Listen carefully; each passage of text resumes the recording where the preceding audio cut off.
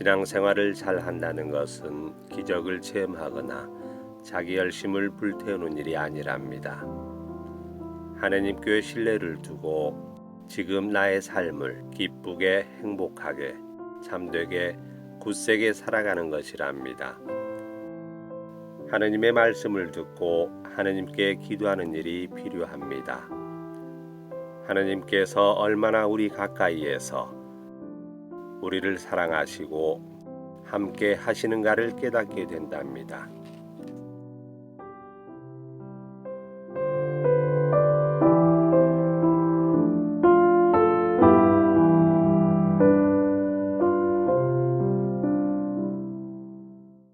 기도합시다. 전능하시고 영원하신 하느님, 티 없이 깨끗하신 동정녀이시며 성자의 어머니신 마리아를 하늘로 부르시어 그 육신과 영혼이 천상 영광을 누리게 하셨으니 저희도 언제나 하느님을 그리워하며 그 영광을 함께 누리게 하소서. 성부와 성령과 함께 천주로서 영원히 살아계시며 다스리시는 성자 우리 주 예수 그리스도를 통하여 비나이다. 아멘. 요한 묵시록의 말씀입니다. 하늘에 있는 하느님의 성전이 열리고 성전 안에 있는 하느님의 계약궤가 나타났습니다. 그리고 하늘에 큰 표징이 나타났습니다. 태양을 입고 발밑에 달을 두고 머리에 12개 별로 된 관을 쓴 여인이 나타난 것입니다. 그 여인은 아기를 베고 있었는데 해산의 진통과 괴로움으로 울부짖고 있었습니다. 또 다른 표징이 하늘에 나타났습니다. 크고 붉은 용인데 머리가 7이고 뿔이 10이었으며 7머리에는 모두 작은 관을 쓰고 있었습니다. 용의 꼬리가 하늘의 별 3분의 1을 휩쓸어 땅으로 내던졌습니다. 그 용은 여인이 해산하기만 하면 아이를 삼켜버리려고 이제 막 해산하려는 그 여인 앞에 지켜서 있었습니다. 이윽고 여인이 아들을 낳았습니다. 그 사내 아이는 쇠지팡이로 모든 민족들을 다스릴 뿐입니다. 그런데 그 여인의 아이가 하느님께로 그분의 어자로 들어 올려졌습니다. 여인은 광야로 달아났습니다. 거기에는 하느님께서 마련해 주신 처소가 있었습니다. 그때 나는 하늘에서 큰 목소리가 이렇게 말하는 것을 들었습니다. 이제 우리 하느님의 구원과 원능과 나라와 그분께서 세우신 그리스도의 권세가 나타났다. 오피르 황금으로 단장한 왕비 당신 오른쪽에 서 있나이다.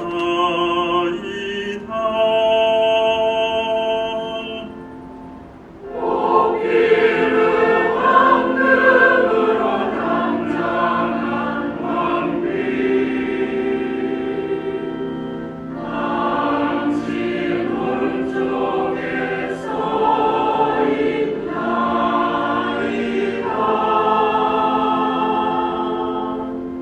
당신 사랑을 받는 여인들 가운데 제왕의 딸들이 있고 오피르 황금으로 단장한 왕비 당신 오른쪽에 서 있나이다. 오피르 황금으로 단장한 왕비 당신 오른쪽에 서 있나이다. 들어라 따라 보고 내 귀를 기울여라. 내 백성 내 아버지 집안을 잊어버려라. 오피르 황금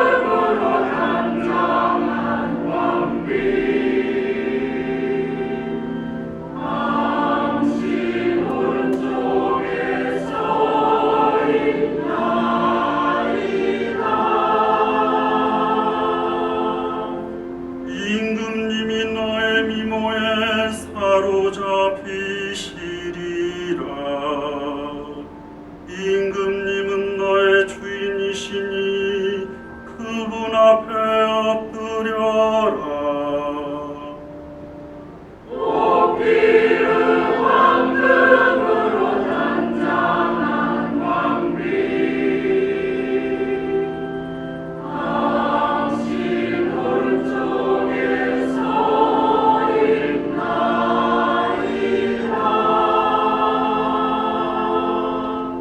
기쁨과 즐거움에 이끌려 임금님 궁전으로 들어가는구나.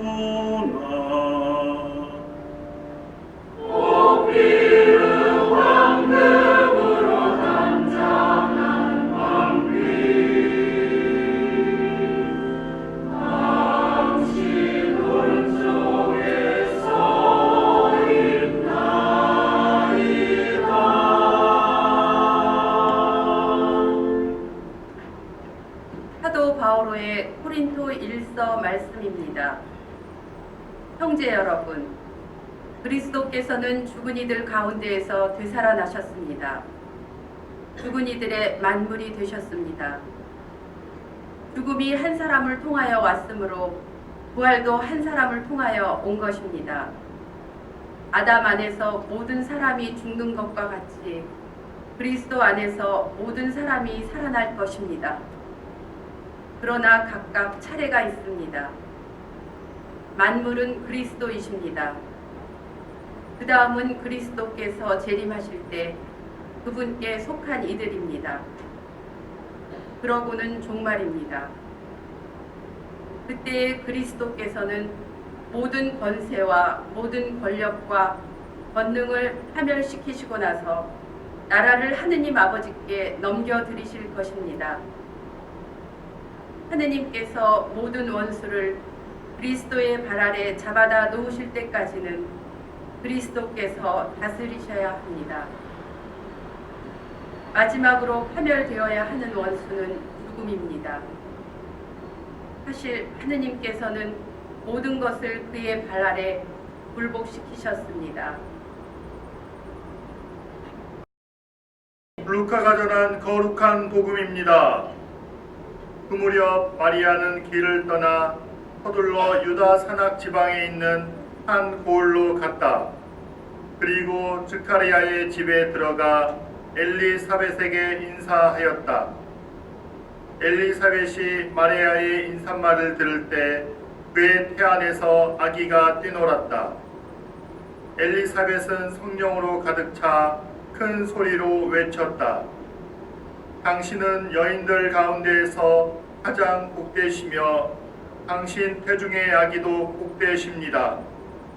내 주님의 어머니께서 저에게 오시다니 어찌된 일입니까? 보십시오. 당신의 인사말 소리가 제 귀에 들리자 저의 태 안에서 아기가 즐거워 뛰놀았습니다. 행복하십니다. 주님께서 하신 말씀이 이루어지리라고 믿으신 분. 그러자 마리아가 말하였다. 내 영혼이 주님을 찬송하고 내 마음이 나의 구원자 하느님 안에서 기뻐 뛰니 그분께서 당신 종의 비천함을 굽어 보셨기 때문입니다.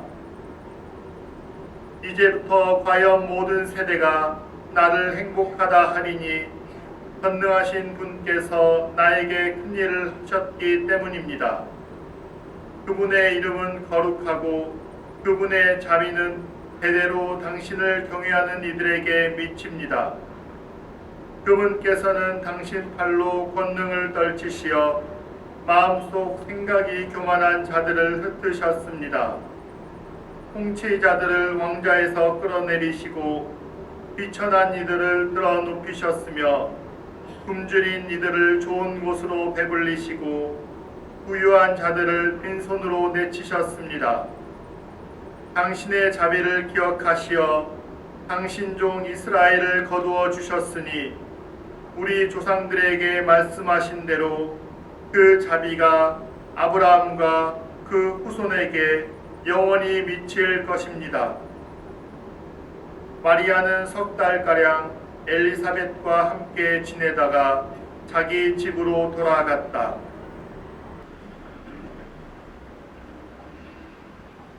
참 예수님 사랑합니다. 엊그제 주일이라 그래가지고 여러분들 얼굴을 본 것 같은데 또 오늘 다시 보게 돼가지고 매우 반갑습니다.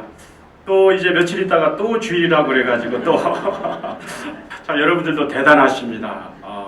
여러 가지 바쁜 일이 있을 것임에도 불구하고 주님을 우선해가지고 주일을 잘 지키고 또한 대축일 미사까지 잘 이렇게 보시는 여러분들의 그 신앙적 정성을 보시고 주님께서 반드시 여러분들 삶 안에서 여러분들이 원하시는 모든 일들이 잘 이루어질 수 있도록 인도하시라고 믿습니다. 그런 의미에서 오늘 성모승천 대축일이기 때문에 도대체 성모님은 우리의 삶에 있어서 어떠한 분이신지에 대해서 잠시 묵상을 해보고 싶습니다. 2008년 5월 12일에 중국 스촨성에서는 진도 8.0의 대지진이 발생해서 7만 명이 사망하는 크나큰 피해를 입습니다. 그때 군인들과 이 구조대원들이 폐허 속에서 한 사람이라도 더 살리려고 안간힘을 씁니다. 그런데 폐허 틈 사이에 괴이한 형상의 물체가 눈에 뜹니다. 자세히 보니 그 형상은 피투성이가 된 여인이고 그녀는 마치 지붕을 떠받치는 기둥 모양을 한 채로 숨져 있습니다. 그리고 그녀 아래는 평화롭게 잠든 아기의 모습이 발견됩니다. 그 숨진 어머니는 무너지는 건물 더미에서 아기를 지키기 위해 가지고 무릎을 꿇고 손을 바닥에 댄 상태로 공간을 만들어 어린 자녀의 생명을 살린 겁니다. 하지만 자신은 척추가 부러지면서 막대한 출혈을 입어 사망합니다. 살아난 아기를 덮은 담요 안에는 메시지가 남긴 휴대전화가 발견됩니다. 그 메시지에는 이런 이야기가 있습니다. 너무나 사랑스러운 아가야,